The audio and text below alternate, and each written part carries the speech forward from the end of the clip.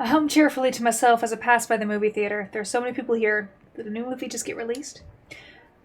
Oh, Break It Buster just came out, right. I'd love to go see that movie. Too bad right now I'm still on the clock. I sigh wearily and weigh the coffee holder in my right hand. There's drinks for Ted and me in there. I think mine is probably melting, but I'd feel bad if I just waltzed into the shop slurping coffee right in Ted's face. It's better to wait. The shop's only a few blocks away, no problem. I can get there soon. Maybe I'll invite Chandra to watch a movie with me later. When I get to the shop, there's no one but Ted in there. Hey, I got the... I freeze once I see he's on his phone. Ted looks angrily over at me and silently places a finger to his lips. Huh? What's that? Oh, yeah, let me get a notepad real fast. Just a sec.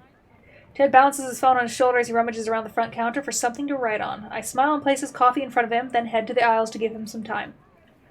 It's funny, Ted would have never allowed someone to talk on their phone while on the shift. Now that the block party's drawing closer and the barbecue idea is in tow, he's been glued to that thing. I hope he remembers what we talked about the other day. That thing about how he should let other people help him. Lately, he hasn't told me to really do anything besides my job. I'm getting worried he's going to end up worse than just falling asleep on the couch. As I tidy up a few things, I finally hear Ted say goodbye to whoever's on the other line. That's my cue. It's now safe to approach him. I lean my head out to the side and talk to him from the aisle. Who was that? Ted's still scribbling things down as he talks to me. The local bakery just tidying up the order for all the sandwich bread. At this rate, all I have to hear is for the butcher, and we should be good for a big block party. Ted grins at me, excited, and I have to pinch myself because I've never seen him legit excited about anything before. So you talked to your dad's friends on the force? Got their schedules and everything. Even if we don't get too many volunteers, the extra manpower will really come in handy. I raise an eyebrow at Ted. And you couldn't ask your dad to do that for you? Hey, for your information, I'm fine, miss. I did ask my pa to help with this. Oh, for your information, fine, miss. Oh, whoops, I guess I should have... Oh, he called me a fine miss. Who? Should assumed he was still on a one-man control freak parade. I got him to ask them to call me. Maybe I spoke too soon. Ted, you know that's not what I meant. Ted slams his pen down on the counter indigently, whatever it is. What? It's an important job. Not like I could have done it myself. I know hide nor hair of the fellas. That is the lamest excuse, and you know it. Shut up. I'll let him help when it gets down to it, I promise. I'm skeptical, but I let it drop. He can be so stubborn sometimes. He's lucky that I'm only arguing for his dad's sake and not for my own, too. I want to help out some more. Ted's phone goes off again, and both of us look at where he left it on the counter. Who the hell is it this time? Brow furrowed, Ted lifts his phone up to check caller ID. It's Pops. I get closer as Ted props the phone to his ear. Howdy. Yes, sir. She's here at the moment. Why? Ted shoots me a glance. They're talking about me? I lean a little closer to try and overhear their conversation. You want me to what? Well, okay. Ted pulls the phone away and presses the button to place it on speaker. His dad's voice comes out loud and clear. Can't she hear me now? She can. Hi, Mr. Starr. Nicole, what did I tell you about the Mr. Starr business? It's Ron, remember? You're the one who can speak the fine English. I expected better. I laugh. It's just a reflex to call your friend's parents by their surname. Not really. At least not for me. Sorry, sir. I'll do it next time. Now, sir, just makes me feel like I'm some old gent. Anyway, I got a surprise for you two. Surprise, Pops? Oh, what kind of surprise? I make sure to keep excited for the two of us as Ron continues with his explanation. Now, I know you two have been working real hard lately, and I just wanted to let you both know how much I appreciate you giving your all for the shop. So I figured, why, a night on the town wouldn't hurt, assuming you two are free to celebrate tonight. I've caught up with my stuff, but Pops, a night out? Seriously, do we have time for that? It's a celebration. Of course we have time for that. We're supposed to go on a date. A celebration of what exactly? Being such hard workers. He's putting us on a date. I can tell Ron is wearing such a cheesy fake grin right now just by listening to his voice. I bet this is his way of making Ted take a break from all the work he's been doing. Takes a few expectant looks from yours truly before he finally gives in. What are we doing? I suddenly pump a fist as Ron lets out a small whoop over the phone. I thought it'd be nice to go and check out the new disco club in town. I've heard of that place. It's supposed to be super cool in there. This would be my first time checking out if we went. No, it won't, because I've taken you there before myself.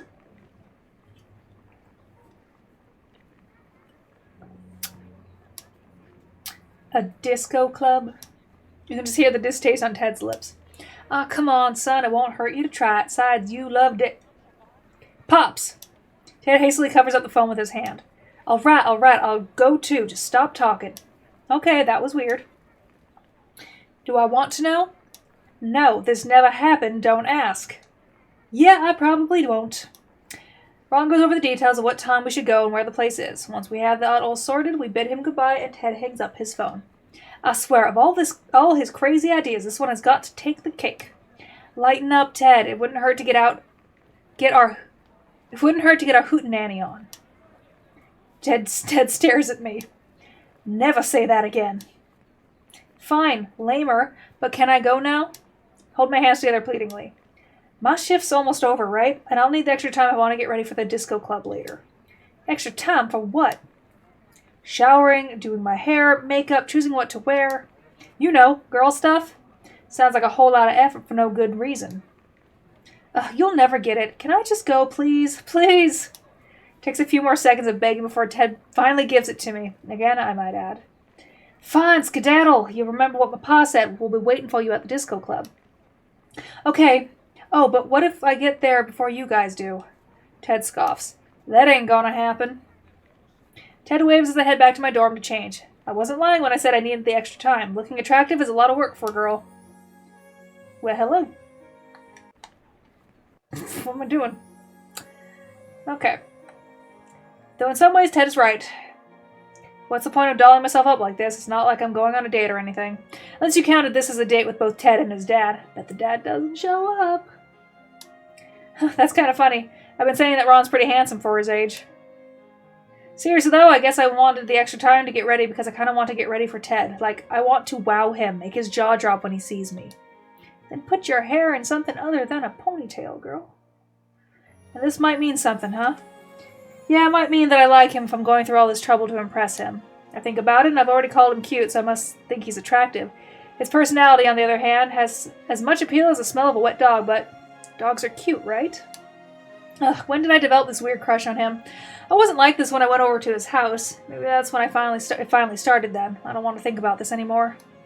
So I don't. Okay, that's a total lie. Even as I get ready, Ted's still on my mind. I wonder what he's going to wear to the disco club. Will it be something nice, too? Am I going to look overdressed? God forbid he wore his work uniform there, because I can so see him doing that. He claimed it's a more efficient thing to do. Jeez, what a cutie. Ah, she does what I do. The belt under the chest. Though I don't think it matches with that. It's kind of clashing with, not being any more black on your outfit. I'm still giggling at the thought as I head into town. It's getting dark outside. The streetlights flicker on, and I look up at them overhead. Overhead. They're almost like spotlights.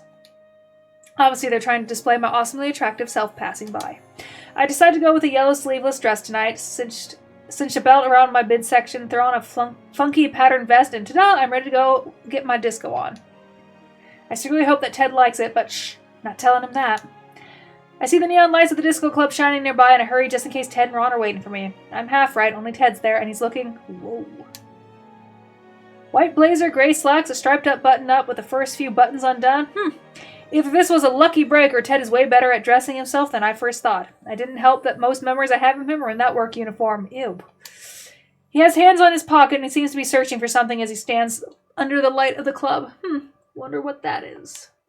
I wave to get his attention. Hi, Ted. Am I late?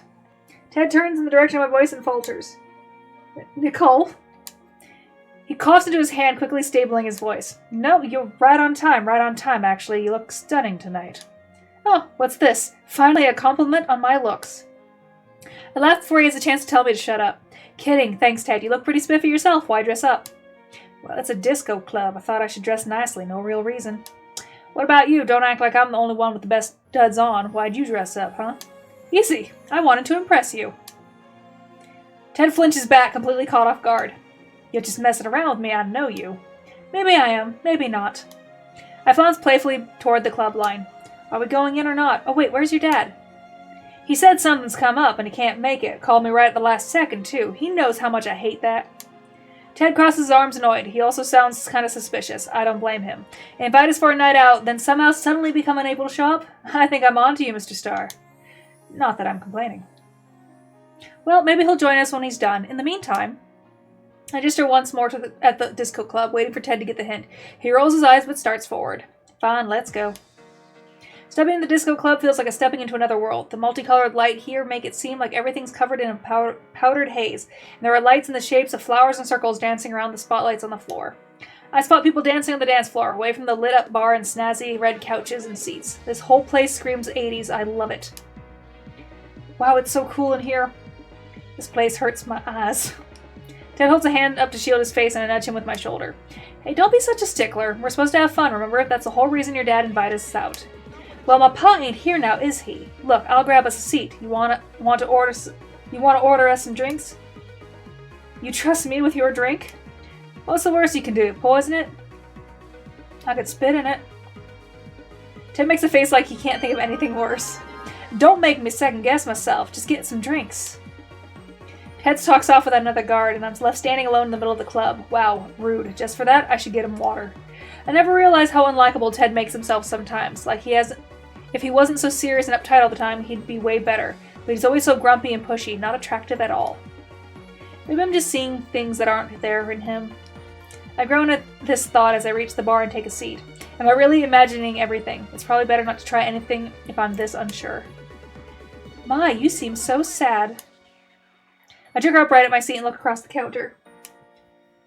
What, Miranda? You work here? Who the fuck is Miranda? It's unmistakably her. I'd recognize that spaced out look anywhere. You can say Miranda's a friend. We ran into each other at school one time, and I haven't been able to get rid of her ever since. She's the type of person you say is a little mad, but she means well. She's pretty sharp, too, when she's paying attention. Nicole, you look so surprised. Well, yeah, I mean, I never really pictured you working in a place like this. Oh, yes, I agree. Most definitely, but the owner said, what did he say? Miranda squeezes her eyes shut real tight as she tries to remember. That was it. He said that I looked great in the outfit, so he decided to hire me. It's wonderful. I can always feel a breeze when I wear it. Yeah, because she's barely wearing anything. Black pants, a red bikini top, and a purple sheer blouse over that. Ugh, I'm jealous of her body, I'll admit it. Right, anyway, do I really look that sad?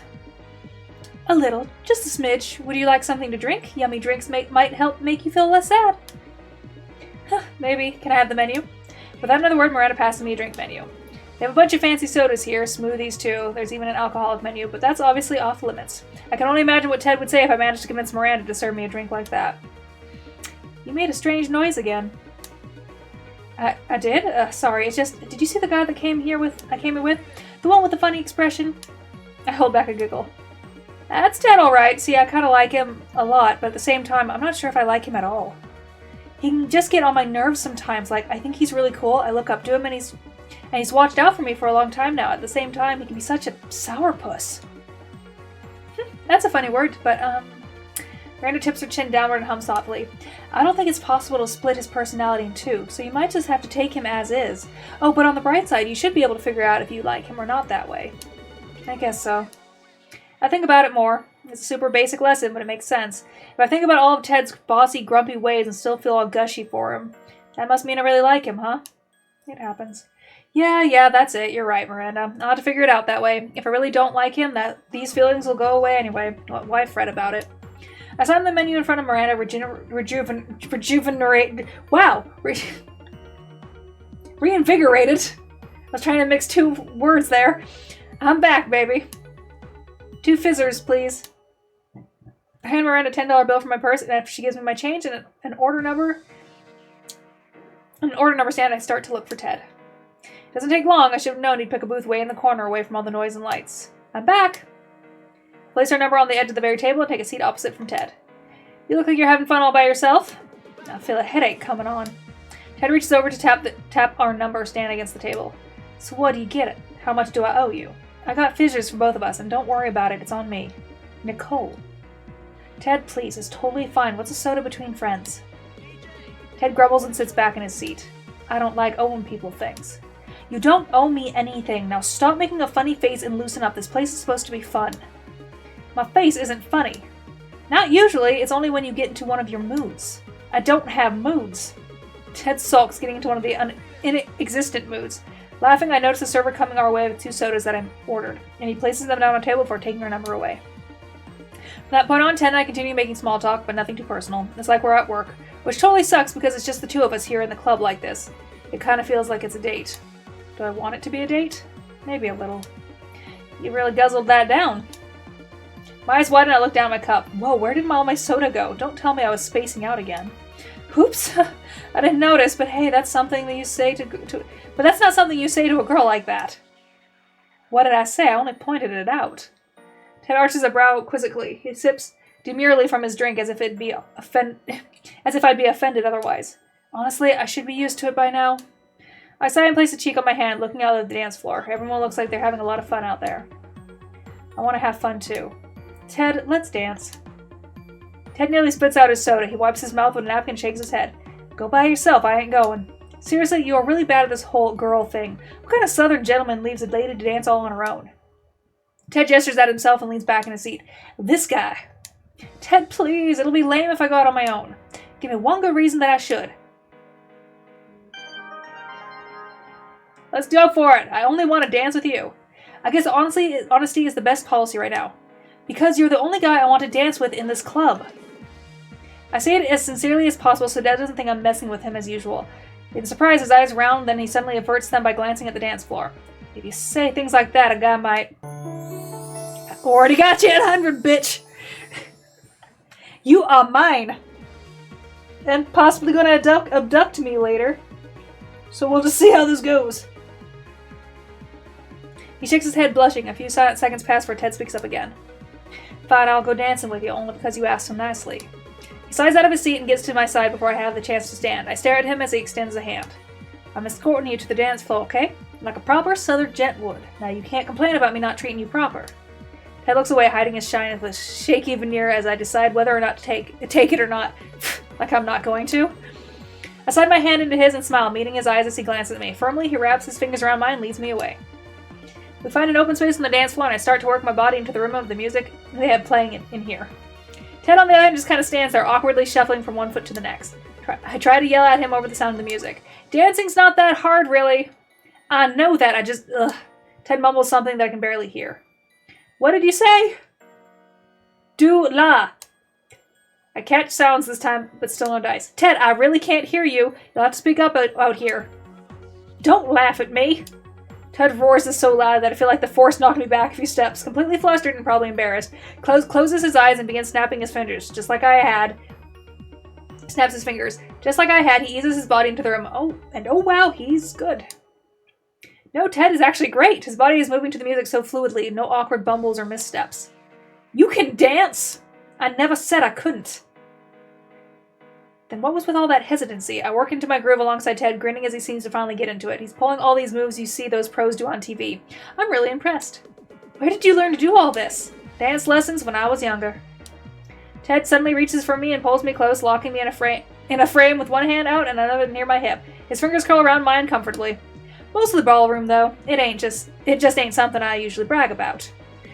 I suddenly gasp as he dips me without any warning. I look up to see him grinning smugly at me, knowing full well that he surpassed my expectations. You could have warned me you were going to do that. Shucks, it'd be no fun at all. Ted pulls me back up, bringing me back into the frame. I feel my face grow a little hot as he stares right into my face so close to his. Try to keep up. You're going to look stupid otherwise. Ted takes the lead and guides my body into following his steps. He goes slowly at first, just like trying to teach me, and even though we're in the middle of a bunch of people, it feels like it's just us. Wow, that's super cheesy, but there's no denying my feelings now. Once Ted sees I've got the basics down, he's twisting and turning me through the music, laughing as he sees me catching on. I like Ted. The way my heart pounds when he holds me or the feeling I get when I see him gently smile only proves it. The night continues on like that. Of course, Ted and I take breaks to drink and rest before hitting the floor again. But it's so much fun that I barely notice how tired I am until we're both leaving the club. My feet are going to be sore tomorrow. I groan and kick up an ankle to try and rub my foot through my shoe. I had to wear heels tonight. I didn't push you too hard, did I? Are you kidding? Not at all. I had an amazing time. You should have told me you could dance. I don't tell anyone. It's just... Embarrassing? Shut up. I don't like people gawking at me like some monkey on a leash. Well, you shouldn't worry. You'd only impress them. I think I've even learned a thing or two from dancing with you. Ted pushes his hair back out of his face and smiles. I'm a pretty swell teacher, so I wouldn't be surprised. A beat passes. Did you? Was that a joke? I point at Ted. You just made a joke. You rarely do that. Don't make such a big deal over something like that. I can make jokes too. Ted crosses his arms, the smile falling off his face like a badly hung painting. Anyway, it's getting late. We should both head home. Lame, but you're so right. I can't mess up my sleep schedule too much or Monday's going to be such hell. But I guess that means I'm off then. Wait, Nicole. I stop mid-step and turn back to look back at Ted expectantly. He looks like he has something to say, but as usual, he takes a while to say it. You mind if I walk you home? To make sure you're safe on me and I don't want anything bad to happen to you. Uh-huh, I'm sure that's all, Ted. Geez, you're a sweetheart, but that's going to put you out of your way, huh? Thanks, but no thanks, Ted. I'm a big girl. I can walk home on my own. I notice that slight glimpse of disappointment that runs over Ted's face. Man, I can't leave him like this now. I'd feel awful. I don't say anything as I lean over and coyly kiss him on the cheek. The look on his face. He looks like he just got hit by a bolt of lightning. That's for the thought and the dance lessons. I wave at Ted as I hurry down the sidewalk. Good night, Ted. I'll see you later. Distantly, Ted waves back at me with a single hand. I can see the other reach up to slowly graze over his cheek, and if I'm not imagining it, Ted grins as his fingers run across his skin. I'm going to take that as a good sign. Aw, the cuties. The cuties. The babies.